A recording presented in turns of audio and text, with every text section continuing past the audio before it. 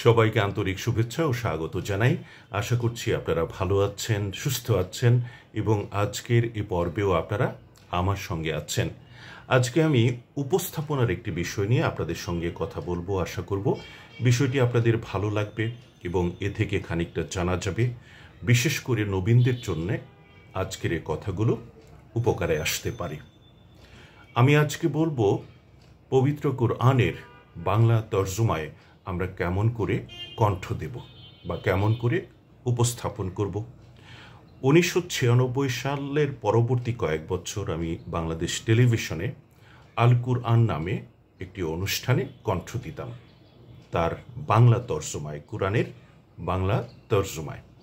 এই অনুষ্ঠানটিতে আরও কণ্ঠ দিতেন বেশ কয়েকজন প্রখ্যাত ব্রডকাস্টার। তারা হলেন ফরহাদ খান, প্রয়াত শাহজাহান খন্দকার, শেখ শফি আহমেদ, তারপরে খন্দকার ইসমাইল, শফিকুল ইসলাম বাহার এবং আমিও দিতাম মোটামুটি নিয়মিতভাবে।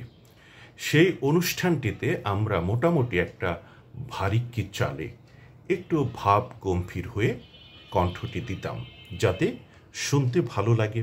আমরা জানি কোরআনের আয়াতগুলো হচ্ছে ঐশী বাণী এবং তার মর্যাদা যাতে রক্ষিত হয় এবং দর্শক শ্রোতারা যেন সেটা খুব মনোযোগ দিয়ে শুনেন এবং তাদের কানে শুনতে ভালো লাগে, সেভাবেই আমরা কণ্ঠটি দিতাম।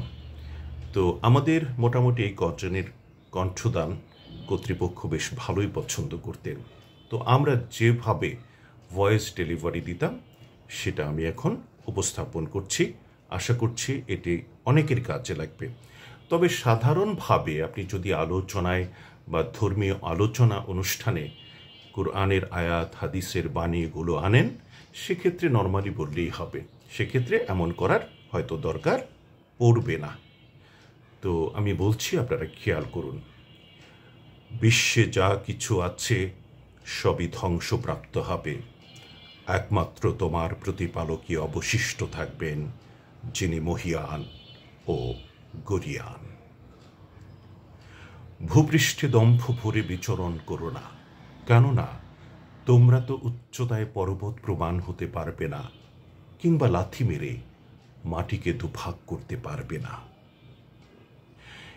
কেয়ামতের কঠিন আগুন শেষ চোখকে স্পর্শ করবে না, যে চোখ আল্লাহর ভয়ে বিনিদ্র রচনী গ্রন্থন করেছে। আল কুরআন। আমরা এমন করে ভয়েসটাকে উপস্থাপন করতাম যাতে করে মোটামুটি ভাব গম্ভীর একটা ব্যাপার আসে এবং মানুষের শুনতে ভালো লাগে। আর সে অনুষ্ঠানটি ছিল বাংলাদেশ টেলিভিশনের প্রতিদিনের উদ্বোধনী একটি অনুষ্ঠান। সেখানকার উপস্থাপনাটি মোটামুটি এরকমই হওয়া বাঞ্ছনীয়।